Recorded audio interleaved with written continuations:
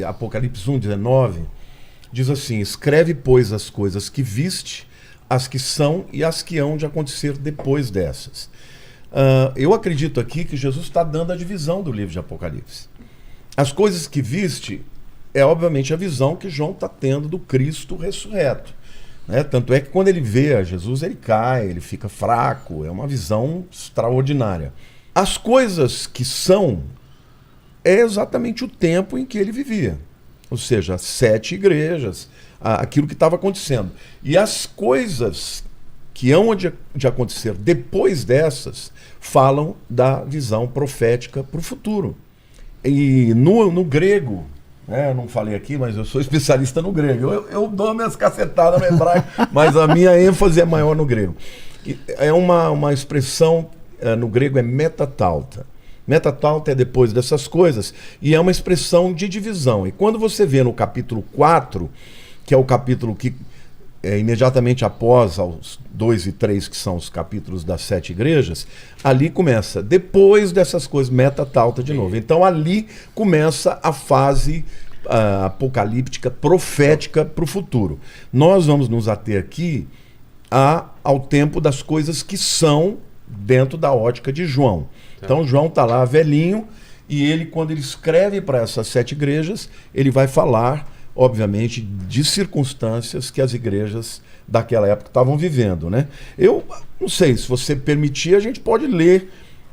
Eu não sei se vai ficar um pouco chato, né? Ler cada um dos textos para depois a gente comentar. Você está usando aqui a atualizada? Eu uso a Almeida com Strongs. Você tem essa ou não? Não, eu vou de NVI.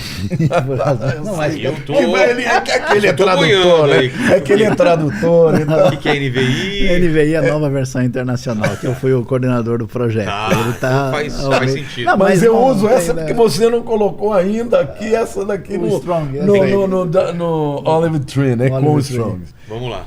Então fala assim: ao anjo da igreja em Éfeso escreve: estas coisas diz aquele que conserva na mão direita as 7 estrelas e anda no meio dos 7 candeeiros de ouro. Candeeiro é um candelabro, tá? Menorá. É Jesus. Esse é Jesus que está falando. Conheço as tuas obras, tanto o teu labor como a tua perseverança, que não pode suportar os homens maus, e que puseste à prova os que a si mesmos se declaram apóstolos e não são, e os achastes mentirosos. E tens perseverança e suportaste provas por causa do meu nome, e não te deixaste esmorecer. Tenho, porém, contra ti que abandonaste o teu primeiro amor. Lembra-te, pois, de onde caíste, arrepende-te e volta à prática das primeiras obras, se não venham a ti, e moverei do seu lugar o teu candeeiro, caso não te arrependas. Tens, contudo, a teu favor que odeias as obras dos nicolaítas, as quais eu também odeio. Quem tem ouvidos, ouça o que o Espírito diz às igrejas. Ao vencedor, dá-lhe-ei que se alimente da árvore da vida que se encontra no paraíso de Deus. Existe um padrão em todas as cartas, que é um padrão de Jesus se apresentar dizendo quem ele é. Depois ele apresenta a realidade da igreja. Ele faz um elogio. Quando existe motivo para reprimenda, ele faz, porque em 2 dessas igrejas, que é Esmirna e Filadélfia, não houve nenhuma crítica. E aí ele diz que se a pessoa não se arrepender, vai ter consequências. E dentro desse miolo ele coloca as circunstâncias daquela igreja local. Eu acho que a gente podia, Sayão, falar um pouco das questões mais importantes de cada uma das igrejas. Por exemplo, nessa igreja... Mas você falou uma palavra que eu não faço ideia do que é, Nicolai. E a gente chega lá, chega lá.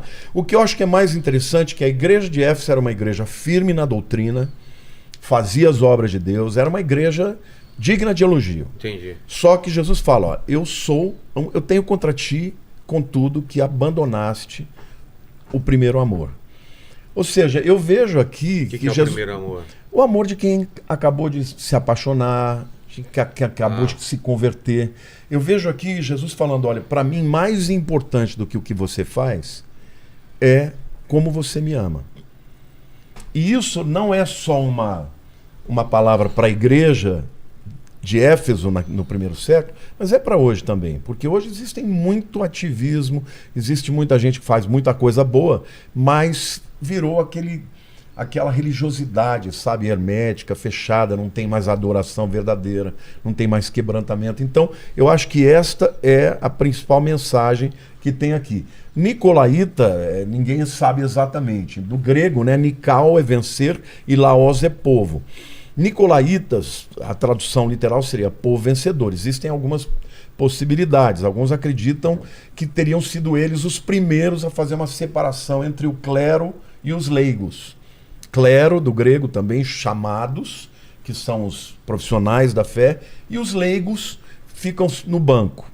Alguns acreditam que sejam estes que introduziram uma separação entre os que tinham chamado e os que não tinham. E perante a Bíblia, todos têm chamados. E todos são chamados para fazer a obra de Deus ou para manifestar o amor de Cristo. Existem outros que trazem outras opções, mas eu quero ouvir também aqui o... Então, esse padrão que o Lamartine mencionou, você tem uma aprovação, uma reprovação, uma instrução e uma promessa. Sempre assim. Esse Aprovação, reprovação...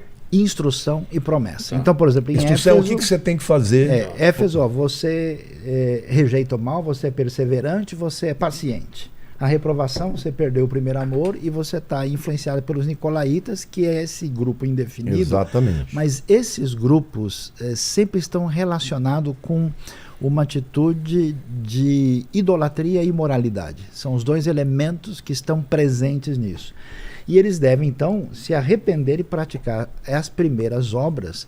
O que é interessante, essa questão do amor, porque o cristianismo primitivo, nesse mundo pagão, onde as pessoas não estão nem aí, o que marcava a diferença é que essas pessoas amavam o próximo. Então esse amor envolve amar a Deus e amar ao próximo, que era a marca dessa comunidade primitiva e que foi a diferença e que conquistou o coração das pessoas no ambiente do mundo romano. Agora, para entender Apocalipse, todo mundo agora, vamos ver se o pessoal está sentado para ouvir, precisa ler Gênesis e Êxodo, senão você não entende nada. Por quê? Porque Apocalipse é o momento final, é o momento da vitória lá. Deus conta o fim no começo. Você volta para o estado maravilhoso inicial. Então tudo que é, por exemplo, o que é prometido aqui? A árvore da vida. Aliás, essa é a primeira vez. No paraíso. Essa é a primeira vez que essa árvore da vida é mencionada desde o Gênesis. O Apocalipse nunca mais foi mencionado. Só no Apocalipse. Exato. Então, é a restauração para esse estado de coisa. Ou seja, o primeiro Adão falhou, o segundo Adão, Cristo, vai vencer e vai voltar para o plano original. O cinema chegou atrasado, De Volta para o Futuro. Isso aí. Entendeu? Então a gente vai ver. Então, para você entender, por que ele falou, ele leu o candeeiro, o candelabro, que é menorá. Então, os símbolos que estão aqui vão vir principalmente de Gênesis e Êxodo. A pessoa fala, mas o Apocalipse como é que é? Está cheio de símbolo. Porque a literatura menorá tem 7 braços, diferente da Hanukkah, que tem 9. Que tem 9, que vem da festa do Hanukkah e tal. Entendi. Mas aqui o candelabro. É a menorá, no original é menorá. Entendi. Entendeu? Então, aí a gente vai entender. E aí o que acontece? Essa linguagem, né, aquele que vencer, é uma linguagem muito forte, é um termo, mais uma vez, que provoca, porque está ligado ao conflito aberto contra o Império Romano, dizendo, olha, quem vence, na verdade, é quem tem aliança com aquele que é rei dos reis.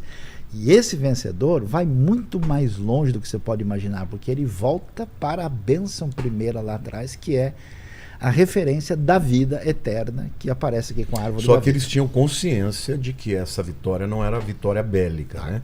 Todo que é nascido de Deus vence o maligno. E esta é a vitória que vence o mundo, a nossa fé.